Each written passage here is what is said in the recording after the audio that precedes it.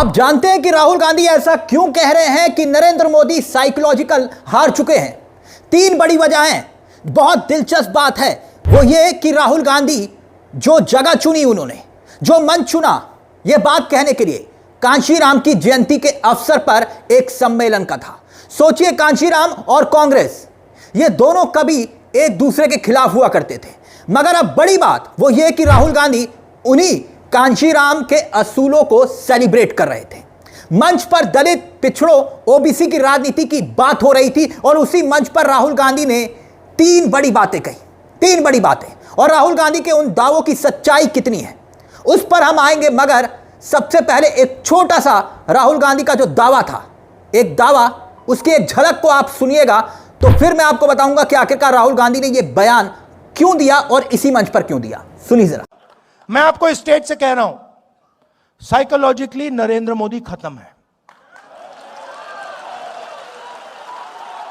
राजनीति में हार पहले हो जाती है, हार पहले यहां होती है, मन में यहां पे हार हो जाती है, उसके बाद होना ही होना है।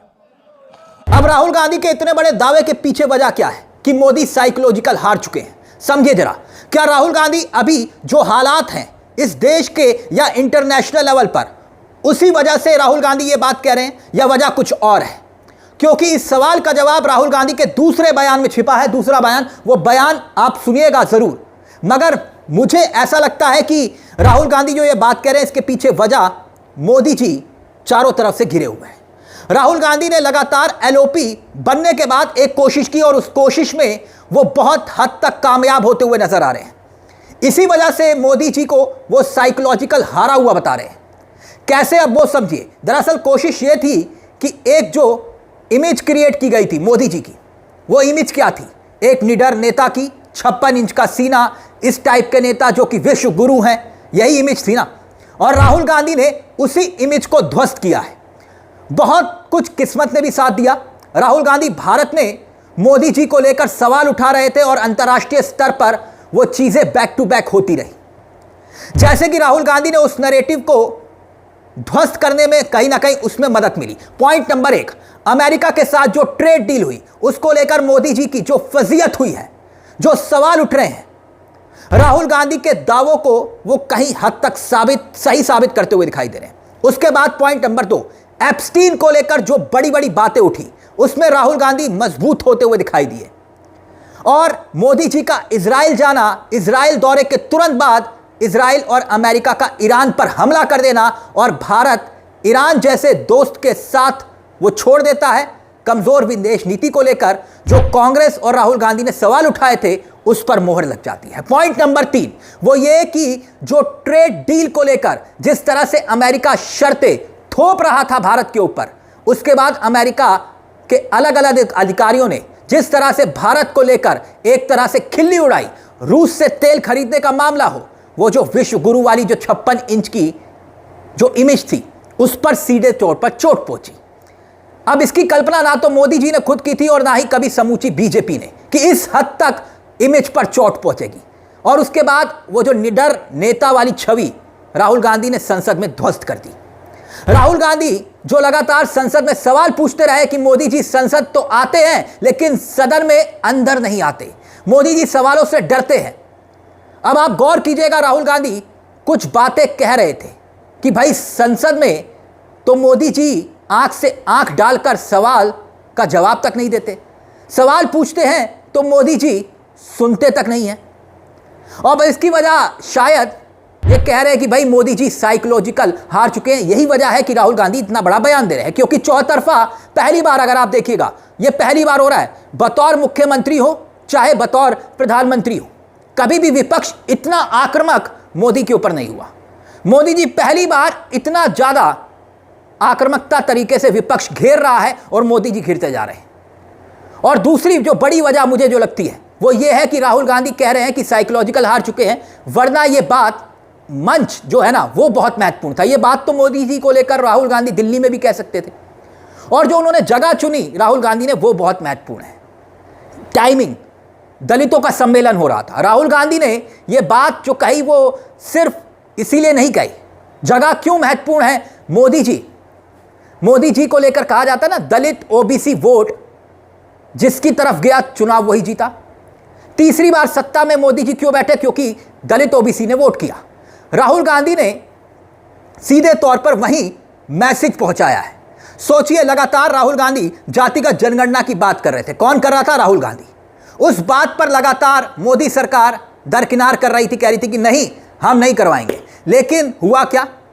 आखिरकार सरकार को झुकना पड़ा, जातिगत जनगणना का ऐलान करना पड़ा। एक बड़ा मैसेज कांग्रेस की तरफ से एक और गया। कांशीराम का जो सिद्धांतों पर चलने का जिक्र राहुल गांधी ने किया, यह सबसे बड़ा मैसेज एक और था। 4 कदम आगे बढ़ के राहुल गांधी ने एक और बड़ी बात कह दी, वो बात जो कोई सोच भी नहीं रहा था। राहुल गांधी ने क्या वो बात सोच समझ कर कही? क्योंकि यह बयान बहुत महत्वपूर्ण है। राहुल कह रहे हैं कि नेहरू होते तो कांशीराम मुख्यमंत्री होते। सुनना चाहेंगे? सुनिए, यह बयान सुनिए, और फिर तीसरा बयान वो भी महत्वपूर्ण है, सुनिए जरा। जवाहरलाल नेहरू जिंदा होते तो कांशीराम जी कांग्रेस के चीफ मिनिस्टर होते।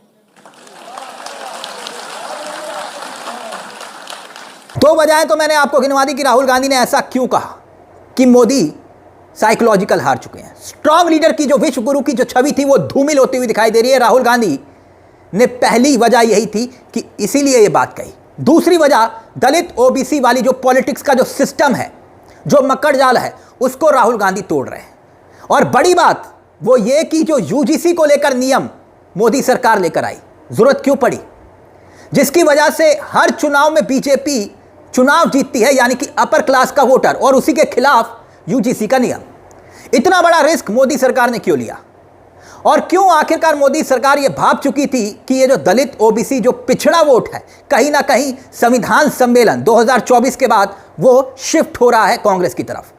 राहुल गांधी कहीं ना कहीं उस वोट को छीन रहे हैं। बीएसपी की तरफ वो वोटर नहीं जा रहा है। एक ऑप्शन बीजेपी ने बीएसपी का खड़ा किया था। अगर दलित वोट कभी पिछड़ा भी, छिटका भी बीजेपी से, तो उसे उम्मीद थी कि वो बीएसपी की तरफ जाएगा। लेकिन अब बीएसपी की हालत इतनी खराब हो चुकी है कि उसका अपना वोटर अब बीएसपी पर यकीन नहीं कर पा रहा। अब यही वजह है कि कांग्रेस की तरफ वो वोटर शिफ्ट हो रहा है। कांशीराम को इसीलिए राहुल गांधी सेलिब्रेट कर रहे हैं, उनके सिद्धांतों पर जिक्र कर रहे हैं कि भाई कांशीराम के असली राजनीतिक वारिस मायावती नहीं, कांग्रेस है, यह समझाने की कोशिश राहुल गांधी कर रहे हैं। यही एक वजह थी। और अब तीसरी वजह क्या थी? तीसरी वजह यह कि मोदी को आखिरकार साइकोलॉजिकल हारा हुआ कहने की राहुल गांधी को जरूरत क्यों पड़ी? क्यों राहुल गांधी कह रहे हैं? पिछले 12 सालों से अगर आप देखें तो सरपंच से लेकर सांसदी तक का चुनाव बीजेपी ने कैसे लड़ा? पिछले 12 सालों में कैसे लड़ा? सिर्फ मोदी जी के चेहरे पर, सिर्फ मोदी जी के नाम पर। यही था ना, मोदी मोदी मोदी मोदी।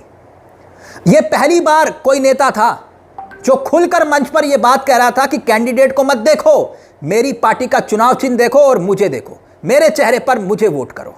यह पहली बार हो रहा था देश में। 12 साल से लगातार यही बात कही जा रही थी, हर मंच पर, सरपंची तक के चुनाव में। लोकसभा चुनाव में इसी इमेज को झटका लगा। राहुल गांधी को एक रास्ता मिल गया।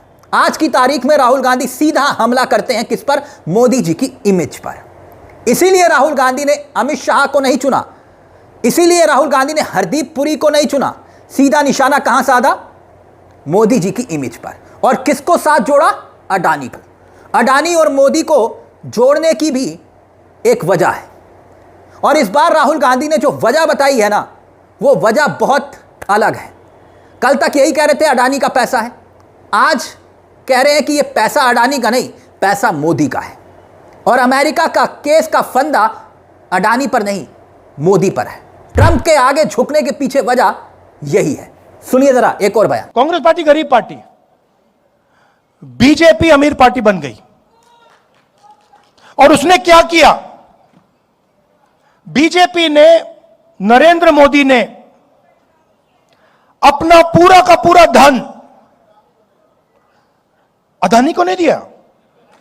नहीं, ये वो है मोदी का, वो है बीजेपी का, अदानी का नहीं। वो सिस्टम पूरा बीजेपी का सिस्टम है। वो अदानी कंपनी नॉर्मल कंपनी नहीं है, वो ऐसे है, यूं है। और पूरा का पूरा जो स्ट्रक्चर है, फाइनेंशियल स्ट्रक्चर है बीजेपी का, फाइनेंशियल स्ट्रक्चर वो अदानी कंपनी में है। और इस बात को अमेरिकनों ने समझ लिया और पकड़ लिया। इसलिए अमेरिका में केस किया है। भाई और बहनों, वो केस अदानी जी के खिलाफ नहीं है, वो केस सीधा मोदी जी के खिलाफ है। और वो केस मोदी जी को मैसेज है कि अगर आपने हमारी बात नहीं सुनी तो हम आपका पूरा का पूरा फाइनेंशियल सिस्टम खोल देंगे, हिंदुस्तान को दिखा देंगे। तो अब नरेंद्र मोदी जी हिंदुस्तान के प्रधानमंत्री नहीं रहे हैं, वो अब अमेरिका का काम कर रहे हैं। और जब मैं ये बात पार्लियामेंट में कहने जा रहा था, नरेंद्र मोदी भाग के निकल गए। आंख में आंख नहीं मिला सकते। यानी राहुल गांधी ने पहले तो अपनी जो खुद की बनाई हुई इमेज थी, जो लाखों करोड़ों रुपया फूंक कर बीजेपी ने बनाने की कोशिश की, राहुल गांधी की उस इमेज को ध्वस्त किया। और फिर उसके बाद मोदी की इमेज पर चोट, जो विश्व गुरु वाली जो छवि थी उस पर सीधे तौर पर वार किया, ना सिर्फ वार किया बल्कि चोट पहुंचाई। यानी कि सारी की सारी वजह यही दिखाई देती है कि तभी मोदी जी को वो कह रहे हैं कि ये साइकोलॉजिकल हार चुके हैं। आपको क्या लगता है कि राहुल गांधी ये बयान क्यों दे रहे हैं? क्या वाकई में जो बात हमने आपको कही कि भाई ये कम से कम 3 वजहें हो सकती हैं जिस वजह से राहुल गांधी इतना बड़ा बयान उस मंच पर दे रहे हैं? इस मुद्दे को लेकर अपनी राय कमेंट बॉक्स में जरूर रखिएगा। मुझे तिलक चावला को दीजिए इजाजत। एक छोटी सी दरख्वास्त, चैनल को सब्सक्राइब जरूर कर लीजिएगा। मंच आप ही का है जहां हम सिर्फ खबर नहीं दिखाते बल्कि खबर के पीछे की खबर भी बताते हैं। नमस्कार, जय हिंद, जय भारत।